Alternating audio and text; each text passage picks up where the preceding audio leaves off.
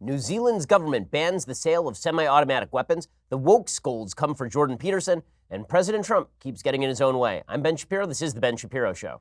A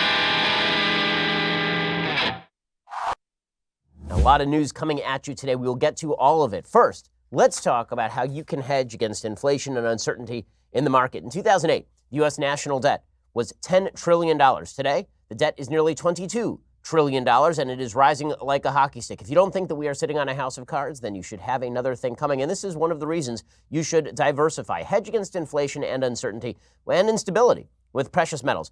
Gold is a safe haven against uncertainty. My savings plan is diversified at least a little bit, and yours should be too, at least a little bit. The company I trust with precious metal purchases, Birch Gold Group. Right now, thanks to a little-known IRS tax law, you can even move that IRA or eligible 401k into an IRA backed by physical gold and silver, which is great for some folks who want to protect their hard-earned retirement savings from market vicissitudes. Looking back historically, when the bottom falls out, gold is still worth something. That ain't true of most assets. Birch Gold Group has thousands of satisfied customers, countless 5-star reviews, and an A+ rating with Better Business Bureau. Contact Birch Gold Group, get a free information kit on physical precious metals, see if diversifying into gold and silver makes sense for you, and get that comprehensive 16-page kit revealing how gold and silver can protect your savings, and get that kit by texting BEN to 474747. That is BEN to 474747. Again, text the word BEN, my name, to 474747 to get started. All right, so the big breaking news this morning is obviously that New Zealand has now banned semi-automatic weapons.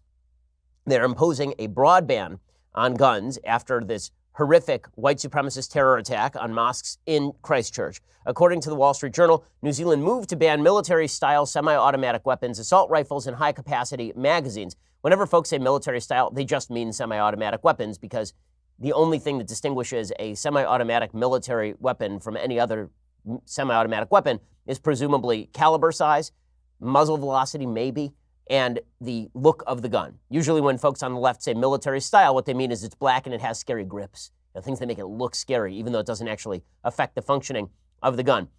The shooter had held a valid gun license. So he'd actually applied for it and gotten a gun license. But the weapons used in the terrorist attack included semi-automatic rifles that had been illegally upgraded with higher capacity magazines to enable 30 bullets or more to be fired without reloading. His license restricted his magazine capacity to 7 bullets. So obviously, more gun laws will certainly prevent this sort of thing in the future, considering this guy was already violating current gun laws when he went and shot up a bunch of innocent people, also violating current murder laws and assault laws and all sorts of other laws.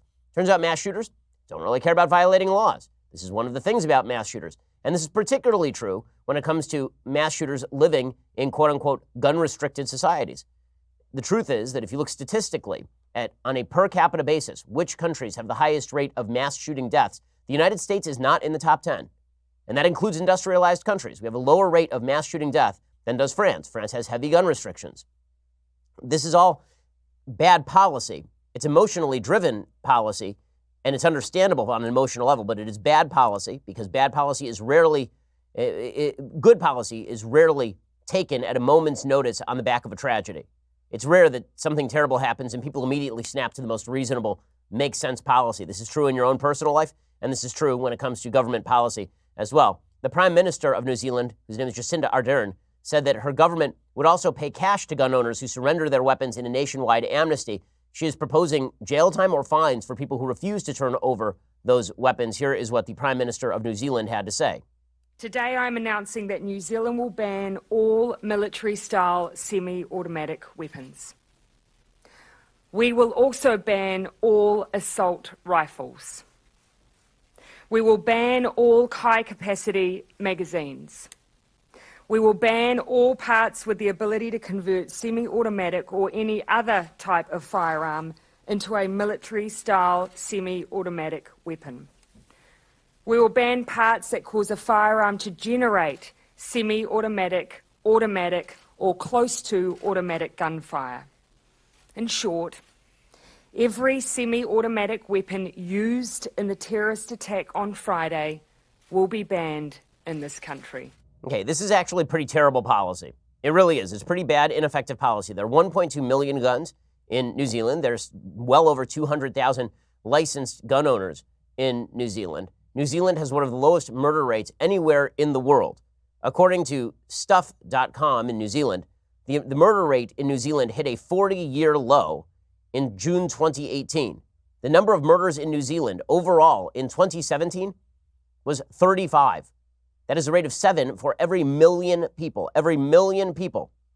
And apparently the majority of those murders did not take place with a gun, despite the fact that there are 1.2 million guns in circulation estimated in New Zealand, which suggests that the problem here is not guns. The problem here is that an evil white supremacist violated gun laws and went and shot up a mosque. Here's the problem with using outlier statistics like mass shootings as a rationale for gun policy. They are, in fact, outlier statistics. They are statistically rare events. It is very difficult to create good policy on the back of statistically rare events that don't have an endemic basis to them. And when you talk about events that you can draw, that you can extrapolate from, you have to extrapolate to something that makes sense in correlative fashion. So, for example, if you wanted to say that white supremacist ideology is inherently bad, and therefore we should crack down on in non-governmental ways, I don't think the government has a role in restricting free speech, but the government should monitor white supremacist chat boards, for example. I would agree, because number one, the ideology is itself evil, and second of all, there's a good correlation, or at least some correlation, between violence and evil acts and white supremacy. That is obviously not the case when it comes to gun ownership in New Zealand, where again, hundreds of thousands of people own guns. 35 murders took place in 2017, and one horrible evil event now means that the New Zealand government is going to criminalize legitimately hundreds of thousands of people. That's what they're talking about. They're talking about now making criminals out of hundreds of thousands of people. And make no mistake, these gun buyback regimes don't actually work. Australia tried a gun buyback. 1/3 of the guns were actually turned back into the government of Australia. Now, folks say, well, the number of murders went down in Australia after that. Right, if you actually look at the chart of murders in Australia, they were declining before the gun buyback, they were declining after the gun buyback. If you look at the chart of murders in the United States, as the number of guns in circulation in the United States continued to rapidly increase from the early 90s to now, the murder rate went down at a rate faster than Australia's murder rate went down. And when folks say, well, there haven't been a mass shooting since 1996 in Australia, that's when they implemented this mass gun confiscation. Well, there weren't many before that. So you're talking about going from a rate of maybe 2 every 10 years in Australia to a rate of 0 in the past 10 years. That's not statistically significant, obviously. Making bad policy on the back of tragedy is generally a mistake. And as I say, this is indeed bad policy. Now, one of the things that has happened here, and it's amazing to watch, is members of the Democratic Party have, of course, jumped on this, and they've suggested that this demonstrates that action can be taken if people want to take it. Now, I'm old enough to remember when Democrats were saying they did not want to confiscate your guns. Hillary Clinton used to say this all the time in 2016. Oh, those crazy Republicans saying we want to come confiscate your guns. We don't want to confiscate your guns, guys. We would never want to do that. Also, we kind of want to confiscate your guns. So Bernie Sanders tweeted out, because he has no brain-to-mouth filter. By the way, his home state of Vermont is one of the least restrictive gun ownership states in the nation. Also has one of the lowest murder rates. So very weird that Bernie Sanders would feel this way. He used to be a lot more pro-gun until he decided to run for president. He says, "This is what real action to stop gun violence looks like. We must follow New Zealand's lead, take on the NRA, and ban the sale and distribution of assault weapons in the United States."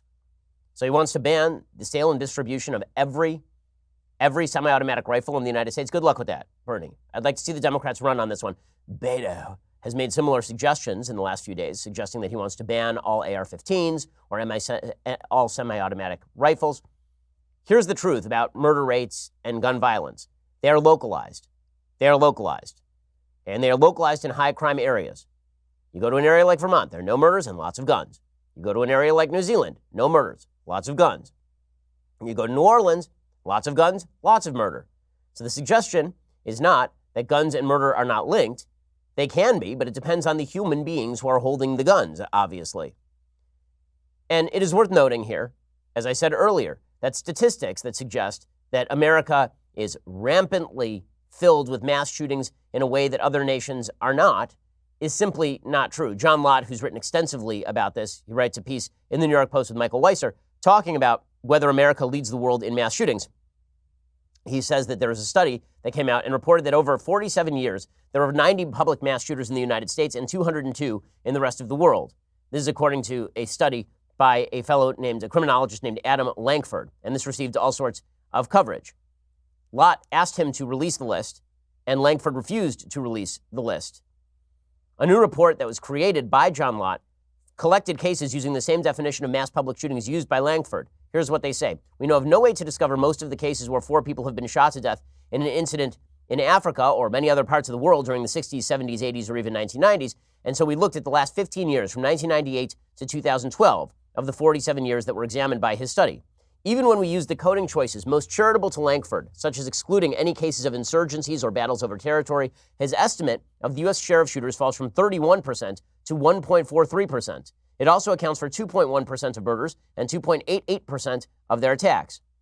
All are much less than the United States' 4.6% share of the population. Of the 86 countries where we have identified mass public shootings, the United States ranks 56th per capita in its rate of attacks and 61st in mass public shooting murder rate.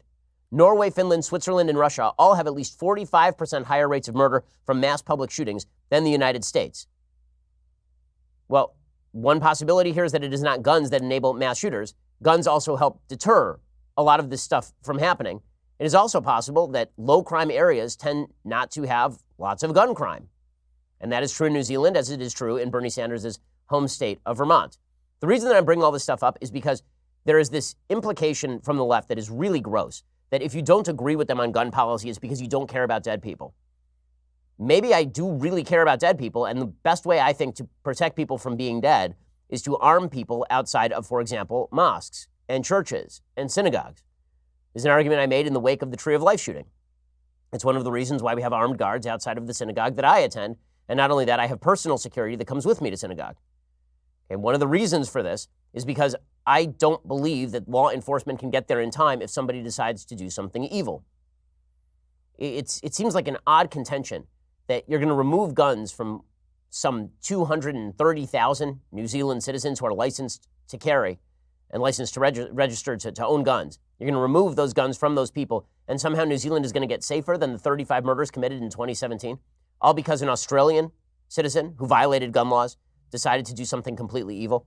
We'll get to more of this in just 1 second. First, let's talk about hiring at your business. Hiring can be challenging, but there is one place you can go where hiring is simple, fast, and smart. It's a place where growing businesses connect to qualified candidates. That place is ZipRecruiter.com/dailywire. ZipRecruiter sends your job to over 100 of the web's leading job boards. They don't stop there. With their powerful matching technology, ZipRecruiter scans thousands of resumes to find people with the right experience and then invites them to apply to your job. As applications come in, ZipRecruiter analyzes each one and spotlights the top candidates so you never miss a great match. ZipRecruiter is so effective that 80% of employers who post on ZipRecruiter get a quality candidate through the site within the very first day. Right now, my listeners can try ZipRecruiter for free at ZipRecruiter.com/dailywire. That is ZipRecruiter.com/dailywire, DAILYWIRE, ZipRecruiter.com/dailywire. ZipRecruiter is indeed the smartest way to hire. It's why we use it here at the Daily Wire. Go check them out right now. My listeners can try ZipRecruiter for free when they go to ZipRecruiter.com/dailywire. It's the smartest way to hire. Don't waste time on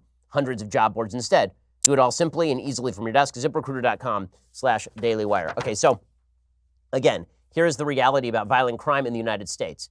Okay, violent crime is down and has been on the decline for decades in the United States, despite the increase in the number of guns in circulation in the United States. The principal public safety hazard when it comes to guns in the United States is suicide, not mass shootings, not even homicides, suicides. America is relatively safe. This is according to Heritage Foundation, and this is correct. America is relatively safe, and the trend is toward becoming safer, and this has been true for legitimately years. There have been minor increases in certain types of violent crimes in large metropolitan areas, but those increases are nowhere near those seen in the 1990s, despite the fact that, again, there are an increasing number of people who have guns in the United States on an absolute level and an increasing number of guns in circulation in the United States on an absolute level. And as we say, crime is local and crime is localized. So targeting an enormous number of people who are law-abiding citizens in the United States, as the left is now suggesting, is such a mistake. First of all, you really think that's going to go well? You think that everybody in Texas is going to turn over their gun to the government for a cash buyback? The Second Amendment was instituted to protect the Second Amendment, meaning that it was designed so that if people try to take your guns, that you can protect yourself against the people trying to take your guns. Higher rates of gun ownership internationally are not associated with higher rates of violent crime. Again, and that's true in the United States also. There are lots of states in the United States where there are high levels of gun ownership and low levels of crime. Crime is not driven by gun ownership. The left's celebration of this really goes to their attempted character assassination of everybody who happens to differ with them on gun control. The suggestion being, if you disagree with us, it's because you don't care about dead people. And thus, New Zealand is about will. It is not about policy. Now, it turns out a lot of us have pretty good reasons politically why we don't want the government seizing our guns. We'll get to more of this in just 1 second. So let's talk for a second about Australia's gun buyback. So Australia's gun buyback, as Matt Palumbo writes, Australia's gun buyback reduced homicides, but only at the same rate as the United States. He writes, firearm homicides did fall post-1996 gun control at exactly the same pace as they were naturally falling before gun control. Over a similar period, 1993 to 2014, gun homicides in America were cut by more than half. Keep in mind that guns per capita increased about 50% in America over that period. And the overall homicide rate fell faster in the United States than it did in Australia. How about gun suicides? Well, there was an American Medical Association study that didn't find any statistically significant effect of the National Firearms Act in Australia on gun suicide. There was a decline in firearm suicides, but non-firearm suicides fell at a faster pace than firearm suicides. In other words, the suicide rate just fell generally. The notion that you can simply ban guns and that will fix the problem is really foolish. It's just as foolish to believe that you can ban books and somehow that this is going to cure the problem. There's a story out of New Zealand today that is just insane. I mean, this is legitimately crazy. This is absolutely crazy. We've been told that there are firefighters in the media, and they rush to the story. Where are the firefighters in the media over this? They've talked about tyranny in the United States and President Trump being a tyrant and a dictator. Where are they when it comes to folks in the West legitimately banning books? And not even banning white supremacist books, not even banning Mein Kampf or something. Mein Kampf is still banned in Germany, for example. I think that's a bad idea, but at least you can understand that sort of. I mean, Mein Kampf is one of the most evil books ever written and did inspire people to join the worst movement in the history of the world.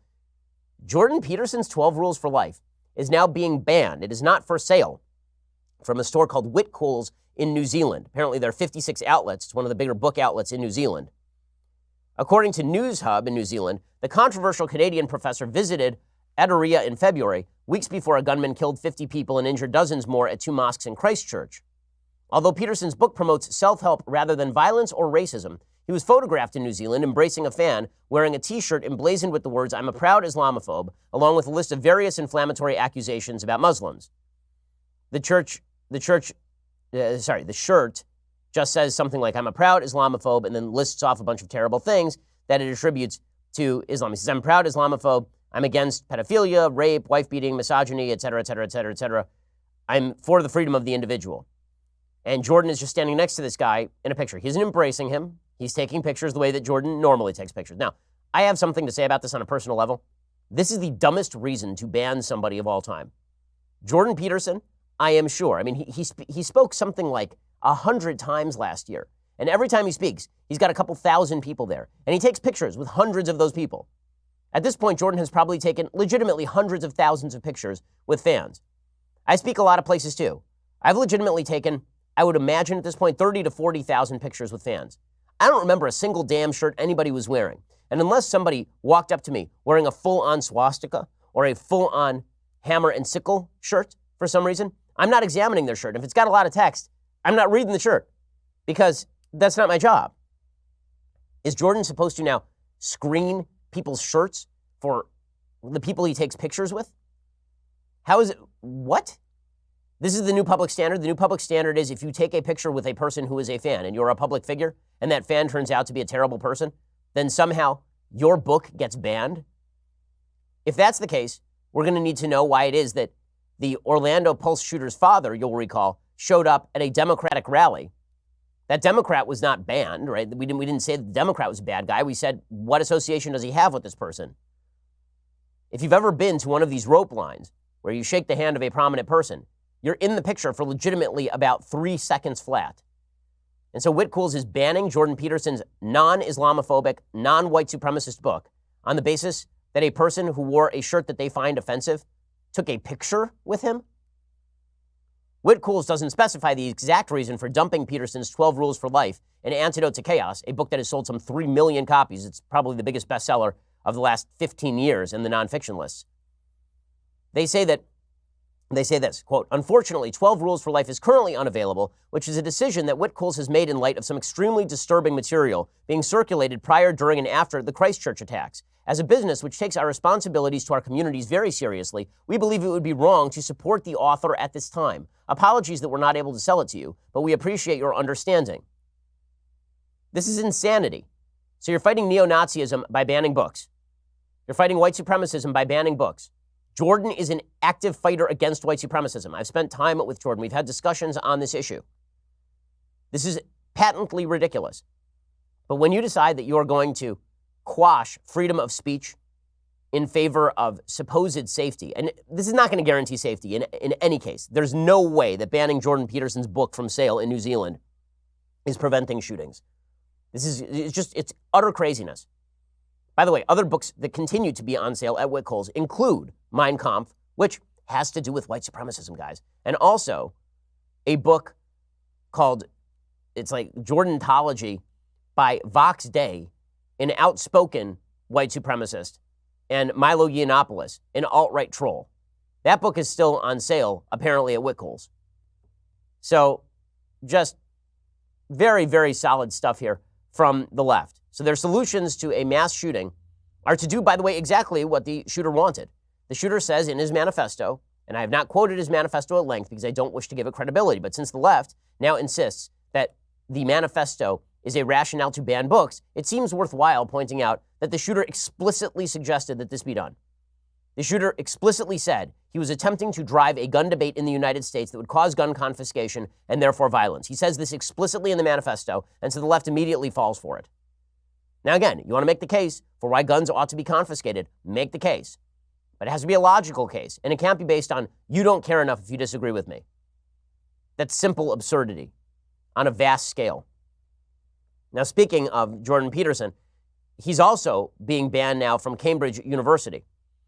And this does speak to the left's desire to shut down anybody who is remotely successful on the non-left. Jordan happens to be a relatively conservative guy, although he doesn't vote in U.S. elections because he's Canadian. But Jordan is now being deplatformed. They're trying to remove his book in New Zealand, and now they've removed a fellowship offer at the University of Cambridge. And so the question becomes, seriously, who on the non-left will the left accept?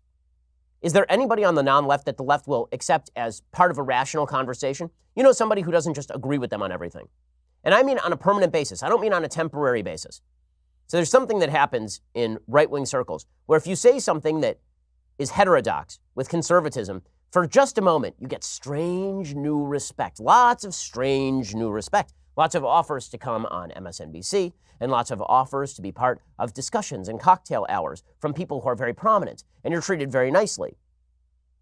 And if you do that for long enough, then maybe they'll invite you to a few more cocktail parties. But then if you do something that snaps back into the reality of conservatism, if you say anything conservative, then they come after you. So David Frum, who has mirrored a lot of the left's preferences on policy, as well as on President Trump. David Frum was welcome in left circles until he wrote a column at The Atlantic on immigration, and then all of a sudden it turned into that typical right-wing racist David Frum. And it's the same thing with anybody who is prominent. The left, they've shrunk the Overton window to the point where no one is inside the Overton window except people with whom they agree. I challenge the left to name somebody on the right who they actually respect or think is not a bigot. You're going to have to name some people. Really name them. People were calling David French an Islamophobe the other day. David French of National Review. David French is a member of the U.S. Army. He served in the Army in Iraq, fighting to save the lives of Muslims from radicals. But he's an Islamophobe. I mean, the left will legitimately throw anyone out once they realize that the person is conservative. If they want to have honest conversations, this is not the way to do it. I saw this over the last 24, 48 hours with regard to Andrew Yang. So Andrew Yang is a Democratic presidential candidate. And I'd said on my show yesterday that Andrew Yang I found sort of interesting. At least the guy has ideas. I don't agree with a lot of his ideas, but I'd love to have him on the Sunday special, and we can discuss. So immediately the internet picks this up. They're going to have a debate. We're not having a debate. We're having a discussion, which is what rational people do. Unless it is a set-up debate that is designed to be a debate, We like to call this thing discussion. And if you watch my Sunday specials, which come out on Sundays, I've had many people who disagree with me on a variety of subjects, from Michael Shermer to Sam Harris, on the Sunday special. It happens a lot. Okay, and that would be true if Andrew Yang comes on. So Andrew Yang expressed interest in coming on the podcast, and I said, well, that'll be great. Immediately, he was hit with a wave of, how dare you even sit down with Shapiro? How dare you even have a conversation with Shapiro? It was the same thing with my friend Michael Shermer. Michael and I disagree radically when it comes to religion. Okay, Michael had me on his podcast to discuss my new book, The Right Side of History, which, for the record, is now #1 on Amazon, the #1 best-selling book on planet Earth. He was hit with a wave of vitriol. How dare you legitimize Shapiro? Okay, name me the right-winger you would legitimize. Really, if you're on the left. So Jordan Peterson is out. I'm out. People like Dave Rubin, who's not even truly conservative. Dave considers himself a classical liberal, more on the libertarian scale. He's out. Even folks who are momentarily beloved like David Frum, if they put their head above the waterline, they get clubbed. Kevin Williamson is out. David French is out. Who's left, guys?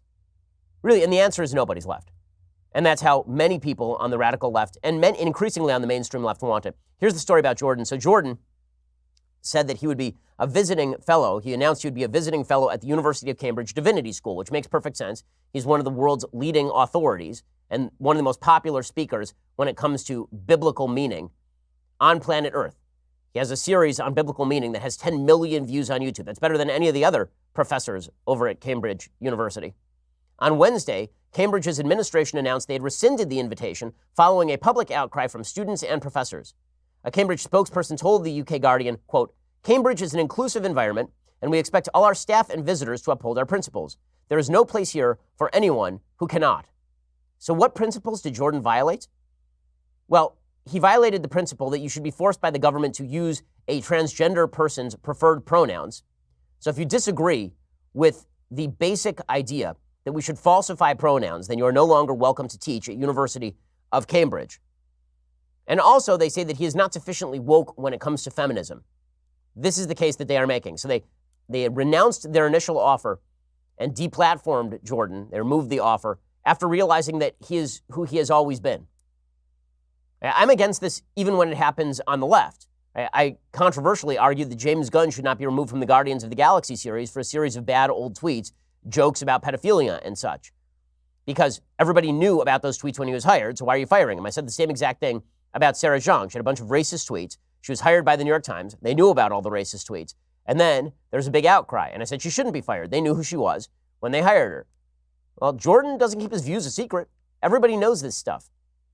Everybody knows that Jordan holds these views on transgender pronouns. It's one of the reasons he is very, very famous. Jordan put out a statement about all of this. He says that he began discussions with Cambridge in November. He enjoyed his conversations, and he was looking forward to giving speeches to students about the nature and meaning of the Bible. He says, it's not going to make much difference to my future in some sense. I have more opportunities at the moment than I can keep track of, let alone, let's say, capitalize on.